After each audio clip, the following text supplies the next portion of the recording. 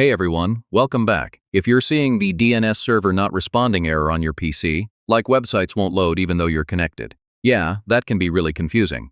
But don't worry, in this full guide I'll show you how to fix it step by step. First, restart your router and your PC.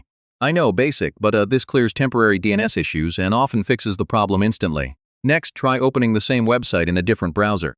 Sometimes the issue is just with your browser cache. Now open Command Prompt and flush your DNS cache. This clears outdated or corrupted DNS records. While you're there, reset your IP address as well.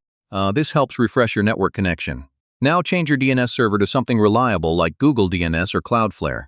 This is one of the most effective fixes. If you're using a VPN or proxy, turn it off for a test. Yeah, these can sometimes block or interfere with DNS requests. Sometimes antivirus or firewall settings can block DNS. Try disabling them temporarily to check if that's the issue. Outdated network drivers can cause DNS problems too, so make sure everything is updated. If the issue still continues, do a full network reset. This clears all configurations and starts fresh. Finally, if nothing works, the problem might be your internet provider's DNS servers. So yeah, contacting them could be necessary. And that's it. One of these methods should fix the DNS server not responding error and get your internet working again.